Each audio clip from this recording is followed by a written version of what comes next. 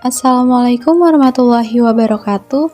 Halo teman-teman, perkenalkan nama saya Syifaulia Fika NIM 19082050031 dari kelas Akuntansi Syariah A semester 5. Di sini saya akan menjelaskan materi tentang akuntansi desa untuk memenuhi tugas mata kuliah akuntansi sektor publik. Apa sih yang dimaksud dengan akuntansi desa? Akuntansi desa adalah suatu kegiatan dari pencatatan sampai pelaporan data keuangan di dalam pemerintahan desa, sehingga menjadi sebuah informasi yang berguna bagi pemakainya. Selanjutnya, Undang-Undang Nomor 6 Tahun 2014 menyatakan desa adalah kesatuan masyarakat hukum yang memiliki batas wilayah yang berwenang untuk mengatur dan mengurus urusan pemerintahan, kepentingan masyarakat setempat berdasarkan prakarsa masyarakat, hak asal-usul, dan atau hak tradisional yang diakui dan dihormati dalam sistem pemerintahan NKRI. Karakteristik desa itu ada 5. Yang pertama, aspek morfologi. Desa merupakan pemanfaatan lahan atau tanah oleh penduduk atau masyarakat yang bersifat agraris, serta bangunan rumah tinggal yang terpencar atau jarang. Desa berhubungan erat dengan alam ini disebabkan oleh lokasi geografis untuk petani serta bangunan tempat tinggal yang jarang dan terpencar. Yang kedua, aspek jumlah penduduk. Maka desa didiami oleh sejumlah kecil penduduk dengan kepadatan yang rendah. Yang ketiga, aspek ekonomi. Desa ialah wilayah yang penduduk atau masyarakatnya bermata pencaharian pokok di bidang pertanian, bercocok tanam atau agrarian, ataupun nelayan. Yang keempat, aspek hukum. Desa merupakan kesatuan wilayah hukum tersendiri yang aturan atau nilai yang mengikat masyarakat di suatu wilayah. 3 sumber yang dianut dalam desa yakni yang pertama adat asli, yaitu norma-norma yang dibangun oleh penduduk sepanjang sejarah dan dipandang sebagai pedoman warisan dari masyarakat. Yang kedua, agama atau kepercayaan, yaitu sistem norma yang berasal dari ajaran agama yang dianut oleh warga itu sendiri. Yang ketiga, negara Indonesia, yaitu norma-norma yang timbul dari Undang-Undang Dasar 1945 dan peraturan yang dikeluarkan oleh pemerintah. Aspek yang terakhir yaitu sosial budaya. Desa itu tampak dari hubungan sosial antar penduduknya yang bersifat khas, yakni hubungan kekeluargaan bersifat pribadi, tidak banyak pilihan dan kurang tampak adanya perkotaan, dengan kata lain bersifat homogen, serta bergotong royong. Kelembagaan desa merupakan kelembagaan yang mendukung penyelenggaraan pemerintahan desa, pelaksanaan pembangunan desa, pembinaan kemasyarakatan desa, dan pemberdayaan masyarakat desa. Dalam Undang-Undang Nomor 6 Tahun 2014 menyebut kalau kelembagaan desa atau desa adat ada 4, yakni yang pertama pemerintah desa atau desa adat, yang kedua Badan Permusyawaratan Desa atau desa adat, yang ketiga lembaga kemasyarakatan desa, yang keempat lembaga adat desa. Selanjutnya, sistem akuntansi desa dan penatausahaan keuangan desa.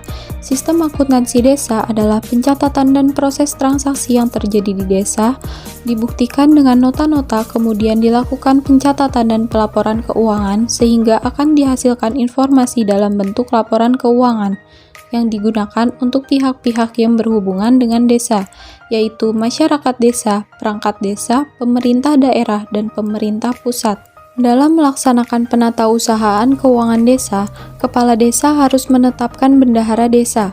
Penetapan bendahara desa harus dilakukan sebelum dimulainya tahun anggaran bersangkutan dan berdasarkan keputusan kepala desa.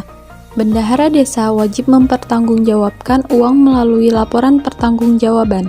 Laporan pertanggungjawaban disampaikan setiap bulan kepada kepala desa dan paling lambat 10 bulan berikutnya. Menurut Permendagri Nomor 113 Tahun 2014, laporan pertanggungjawaban yang wajib dibuat bendahara desa adalah yang pertama buku kas umum, kedua buku kas pembantu pajak, dan yang ketiga buku bank. Laporan keuangan desa. Menurut Permendagri Nomor 113 Tahun 2014, laporan keuangan desa yang wajib dilaporkan oleh pemerintah desa berupa anggaran, buku kas, buku pajak, buku bank, dan laporan realisasi anggaran. Terdapat 4 tahapan pembuatan laporan keuangan desa. Yang pertama, membuat rencana berdasarkan visi misi yang dituangkan dalam penyusunan anggaran. Kedua, anggaran yang dibuat terdiri atas akun pendapatan, belanja, dan pembiayaan. Setelah disahkan, anggaran perlu dilaksanakan. Yang ketiga, dalam pelaksanaan anggaran, timbul transaksi yang harus dicatat secara lengkap, berupa pembuatan buku kas umum, buku kas pembantu, buku bank, buku pajak, buku inventaris dengan disertai pengumpulan bukti-bukti transaksi. Dan yang terakhir, untuk memperoleh informasi posisi keuangan dapat dilakukan sebuah neraca berdasarkan transaksi yang terjadi. Neraca ini berfungsi untuk mengetahui kekayaan atau posisi keuangan desa. Pertanggungjawaban keuangan desa. Menurut Permendagri Nomor 113 Tahun 2014, pertanggungjawaban keuangan desa terdiri atas hal berikut. Yang pertama, Kepala Desa menyampaikan laporan pertanggungjawaban realisasi pelaksanaan APB Desa kepada Bupati atau Wali Kota melalui camat setiap akhir tahun anggaran. Laporan pertanggungjawaban realisasi pelaksanaan APB Desa terdiri atas pendapatan, belanja, dan pembiayaan. Laporan ini ditetapkan peraturan desa dengan melampirkan format. Yang pertama, laporan pertanggungjawaban realisasi pelaksanaan APB Desa tahun anggaran berkenaan.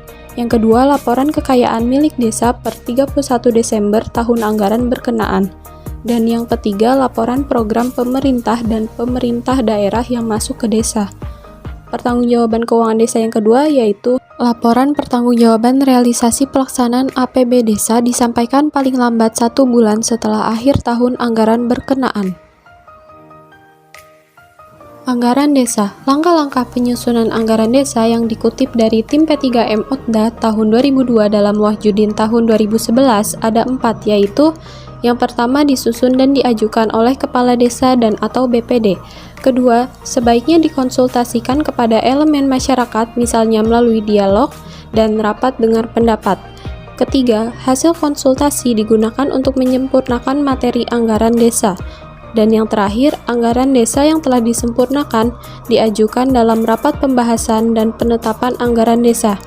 Peraturan pelaksanaan anggaran desa dibagi menjadi 2. Yang pertama, Kepala Desa dapat menetapkan kebijakan pelaksanaan anggaran desa yang dituangkan dalam keputusan Kepala Desa.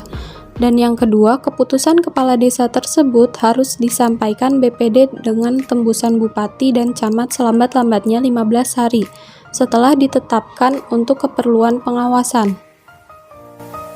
Sekian penjelasan materi akuntansi desa dari saya, kurang lebihnya mohon maaf. Wassalamualaikum warahmatullahi wabarakatuh.